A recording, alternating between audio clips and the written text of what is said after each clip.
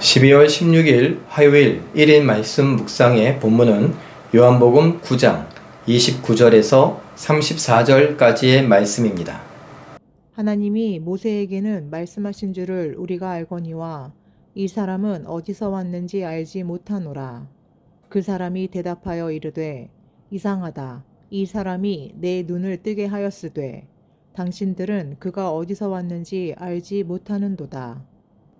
하나님이 죄인의 말을 듣지 아니하시고 경건하여 그의 뜻대로 행하는 자의 말을 들으시는 줄을 우리가 아나이다.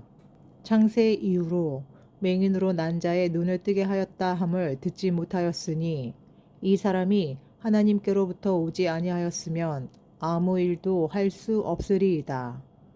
그들이 대답하여 이르되 내가 온전히 죄 가운데서 나서 우리를 가르치느냐 하고 이에 쫓아내어 보내니라. 아멘. 오늘도 어제의 이야기를 이어가고 있습니다. 정말 답답한 것은 맹인이 예수님을 만났습니다. 그리고 그 예수님으로 인하여서 맹인되었던 그가 이제 앞을 볼 수 있게 되었습니다. 비로소 기적적으로 앞을 볼 수 있게 되었습니다. 아니, 그거면 축하하고 축복할 일 아닙니까? 그런데 사람들의 관심은 예수님께서 안식일에 병자를 고쳤다라는 것입니다. 그것도 침을 뱉어서 진흙을 이기고 눈에 바르면서 실로암 못에 가서 씻고 나음을 받으라고 했다는 것입니다. 이런 일련의 과정들이 못마땅했던 것이죠. 사실 예수님 자체가 못마땅했던 것 아니겠습니까? 그래서 완전히 확증 편향이라는 말이 여기에 딱 맞아떨어집니다.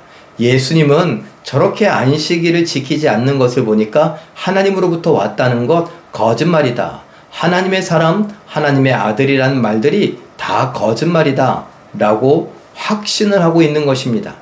그러면서 이 맹인이었다가 이제 비로소 눈을 뜨게 된 그 사람을 붙들고 예수님이 죄인이라는 것을 계속 증언하게끔 만들려고 하고 있는 것이죠. 거짓 증언을 계속 강요하고 있는 것입니다.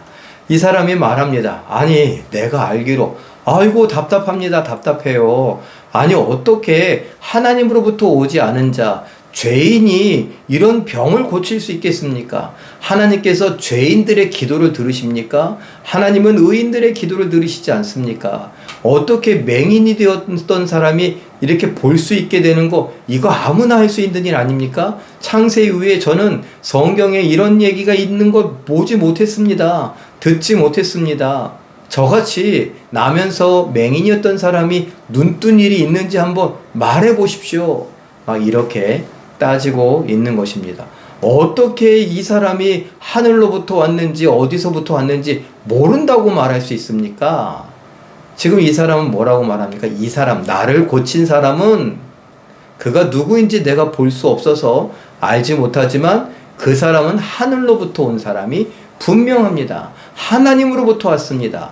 그는 의인입니다. 하나님의 그의 기도를 들으시고 나를 치료한 것을 보면 알 수 있습니다. 라고 말하는 것이죠.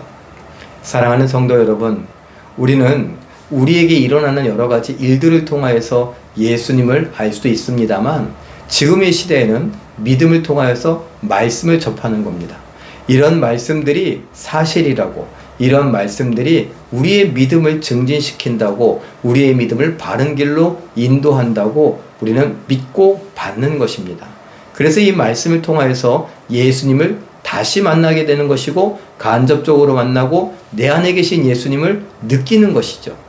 그래서 우리의 믿음이 견고해지는 것이고 그 믿음이 더 튼튼하게 그리고 견고하게 자라가고 열매를 맺을 수 있는 것입니다. 무엇 때문에요? 말씀 때문에요. 우리는 알고 있죠. 말씀은 하나님의 감동으로 된 것이라고요. 모든 성경은 하나님의 감동으로 되었다. 그리고 그 감동은 하나님의 호흡이라고도 말씀할 수 있죠. 그 호흡은 우리의 코에 생기를 불어넣어서 흙이 사람이 되게 했던 그것과 연결이 됩니다. 그러니 우리 모두 사람은 하나님의 호흡으로 된 것입니다.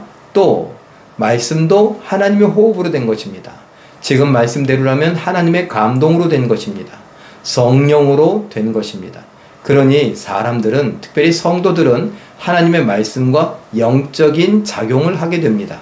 그래서 예수님을 바로 알게 되는 것이고, 예수님에 대한 믿음을 뿌리를 내리는 것이고, 예수님에 대한 믿음이 자라고 열매를 맺게 하는 것입니다. 우리가 믿음이 자라서 열매 맺게 하시는 이는 성령이라고 바울도 이야기하고 있지 않습니까? 맞습니다. 그러니 우리가 이 말씀을 읽으면서 우리 안에 성령께서 어떻게 역사하시는가, 우리 안에 새 마음을 주시고 말씀에 대하여서 정말 영적인 반응을 하는데 순종의 반응을 일으키시는 그 성령의 새로운 마음, 우리가 그것들을 아멘으로 받고 이 말씀 속에서 예수님이 하나님으로부터 오신 하나님의 아들이며 동시에 하나님이시다는 걸, 나의 구원자이시다는 걸, 오늘도 나를 지키고 보호하시며 구원하여 예수님 닮아가게 하시고 예수님과 똑같이 천국에서 부활한 모습으로 영광 돌려드리는 영생을 맛보게 할 것이라는 것을 믿고 소망하며 오늘 믿음의 길을 하나하나 갈 수 있길 바랍니다. 그러다 보면 열매를 맺겠죠. 누구처럼? 예수님처럼 말입니다. 말씀을 그렇게 귀히 여기고 그 말씀 따라 살아갈 줄 아는, 말씀에 귀 기울일 줄 아는 우리 모두가 되시길 예수님의 이름으로 축원합니다. 기도하겠습니다. 사랑의 하나님, 하나님께서 말씀하셨던 새 영, 성령이 우리 안에 계시고 그 성령이 새 마음 주셔서 하나님의 말씀을 듣게 하시고 깨닫게 하시고 믿게 하시고 그 말씀을 생각하며 말씀 따라 살게 하심을 믿습니다. 그래서 우리 말씀 속에서 나타나는 예수님에 대하여서 분명히 알게 하시고 예수님이 하나님이시면서 하나님의 아들로서 이 땅에서 우리를 구원하신 것을 분명히 믿게 하여 주시옵소서. 그 믿음이 오늘 내가 예수님 닮게 하는 것을 알게 하여 주시고 예수님을 닮아가기를 소망하며 의지를 갖고 그렇게 살아갈 줄 알게 하옵소서. 예수님 닮기를 방해하는 세상의 모든 유혹과 시험 앞에 계속 쓰러지곤 하지만 그것을 안타까워하며 다시 일어나고 예수님을 따라갈 줄 아는, 하나님의 뜻을 이루어갈 줄 아는, 맡겨주신 사명 감당할 줄 아는 우리 모두가 되게 하여 주시옵소서. 이 12월을 지나가며 하나님께서 허락하신 예수님에 대한 깊은 묵상과 생각이 있게 하시고 예수님을 더 닮아가기를 소망하며 한 해를 마무리하고 다음 해를 꿈꾸고 계획할 줄 알게 하옵소서. 함께 하심에 감사와 찬양을 드리며 예수님의 이름으로 기도하옵나이다. 아멘.